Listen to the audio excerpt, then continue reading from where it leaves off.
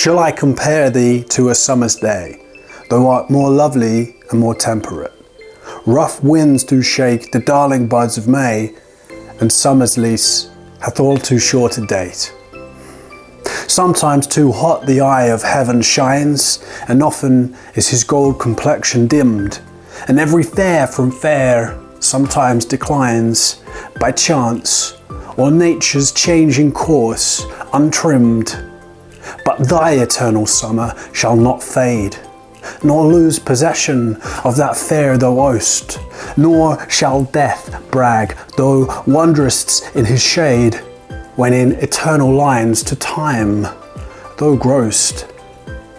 So long as men can breathe or eyes can see, so long lives this, and this gives life to thee. Welcome guys to Simple English with me, Callum Tingham, your teacher. That was, of course, a famous sonnet by the renowned William Shakespeare, the English writer. William Shakespeare wrote over 30 plays in his lifetime and over 100 sonnets, and this sonnet is called Shall I Compare Thee to a Summer's Day? Probably one of his most famous. So today I thought we'd have a look at it. I'm going to break it down and I'm going to try to give you an idea of the meaning of this sonnet. Of course, it was written in Old English. Today I'm just going to tell you my interpretation of this in simple terms. So let's get started. Shall I compare thee to a summer's day? He is of course saying, shall I compare you to a summer's day? We're making a comparison here of presumably his love to a summer's day. Thou art more lovely and more temperate. Now, thou art is Old English for you are. So he's saying you are more lovely. And temperate, well, this word temperate means something like calm, mild, gentle, or pleasant, I would put here in this context. So you are more lovely and more pleasant than a summer's day. What a striking compliment. There's a lot of emotion coming through here. So rough winds do shake the darling buds of May. He's actually criticizing the summertime or the springtime in May here. Rough winds do shake the dear, the darling, the beautiful buds of May. So in May there's rough winds and they're shaking those buds, being the bud of the tree where the flowers bloom from. And summer's lease hath all too short a date. Again, we have some Old English here. Hath being Old English for has, and summer's lease, and summer lease being the, when you rent an apartment, you take it on a lease. So you rent something for a period of time. If you're a landlord, you will lease out your apartment. So summer's lease has all too short a date. In other words, summer is not long enough. So again, we have this criticism of summer. Sometime too hot, the eye of heaven shines. Now, in my interpretation, I believe the eye of heaven would be a metaphor for the sun, the big eye of heaven in the sky, the big ball of fire that we all know and love on a sunny day in July or August. Sometimes too hot, the eye of heaven shines. It's just too hot in the summertime, man. Come on, it's too hot, and it's not great, is it?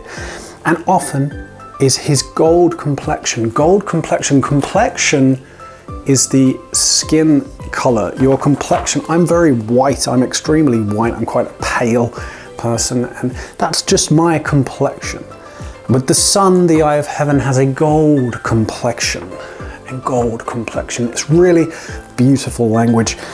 A gold complexion, dimmed. Dimmed is turned down, like on a dimmer switch. When you have a light, you turn the light down, everything will get darker. I could do that with lighting if I had some next week maybe, but the lights come down dimmed, a dimmer switch. Can you dim the lights, please? Turn them down, not off, turn them down. And often is his gold complexion dimmed. Sometimes the sun is not bright enough. And that's what that means there. And every fair from fair sometimes declines. And now my interpretation of this would be every fair, everything that is good, from fair, coming from, here's fair, and everything that is fair from fair sometimes declines, and declines is coming down. So every fair, every good thing, sometimes from that level of good drops, it declines, it comes down. So every fair from fair sometimes declines. By chance, those fairs decline by chance or by nature's changing course. Nature's changing course, just the general flow and drift of nature, how everything in time unfolds. Nature's changing course. Nature changes its course all the time, and sometimes those fairs from fair decline because of nature's changing course. Untrimmed, unaltered, unedited, just naturally over nature's changing course, naturally, untrimmed, uncut, they decline. And here's where Shakespeare flips it around. So he's just really criticised summertime. Shall I compare thee to a summer's day? Then he criticises a summer's day. And then he goes into this, but thy eternal summer,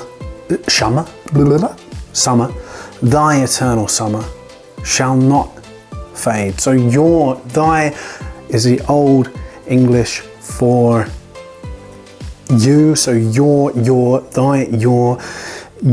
eternal summer shall not fade. And here he's talking to his love. Your eternal summer shall not fade. And this, to me, when I first read that, and here's my interpretation, to me when I first read that, well, love, if you are in love with a girl or a boy, then that person is not eternal, because as people we die. We are not eternal. So your eternal summer shall not fade. Wait a minute, no person is eternal. So just come with me on this. But your eternal summer shall not fade, shall not disappear, shall not stop, nor lose possession of that fair thou owest, nor lose possession, nor lose of that fair, of that goodness that thou owest, that you have.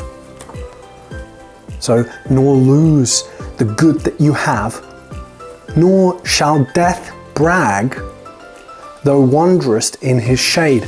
Wanderest here means wander, walk, stroll, in shade, in the shadow. So nor shall death himself, death as a person, death as a personification of death, cannot brag. And brag here, just to give you an example, the word brag, if somebody, for example, buys a new Ferrari and then says, hey, look at my Ferrari, hey, look at my Rolex, I'm so cool, I'm so awesome. So brag is to speak,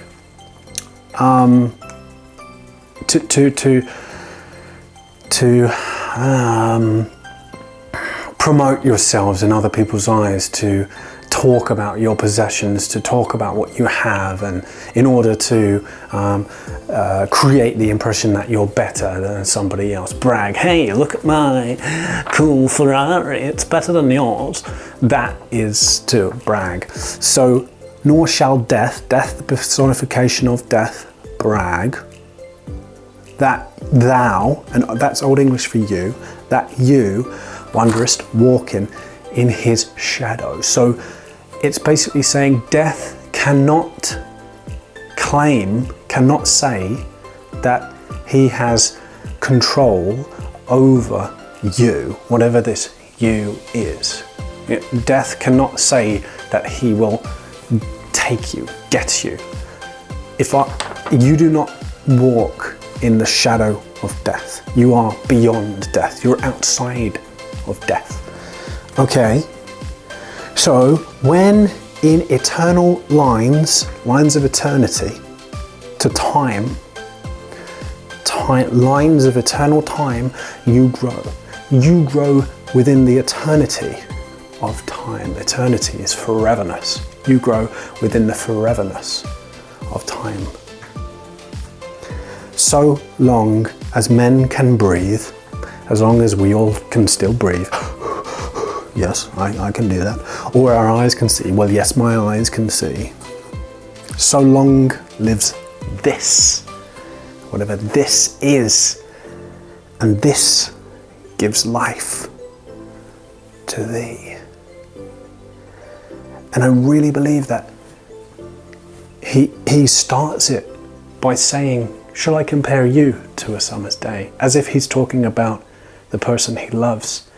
But by the end of this beautiful poem, this beautiful sonnet, he comes into a very heavenly, a religious, a spiritual, he's elevating everything into the realm of godliness, of holiness, and he lifts it here. And I believe that he's actually speaking about love itself, not any specific woman or man that he has met, but the actual abstract quality of love itself, and love being eternal. And that is absolutely beautiful, because love is eternal, and he's saying that it doesn't walk in the shadow of death, and it goes through time forever and ever and ever. And that is why this sonnet is one of the most loved sonnets from around the whole world. And that is why Shakespeare is a goddamn genius. So let me read it once more, and I hope you're going to understand. Here we go. Shall I compare thee to a summer's day, thou art more lovely and more temperate?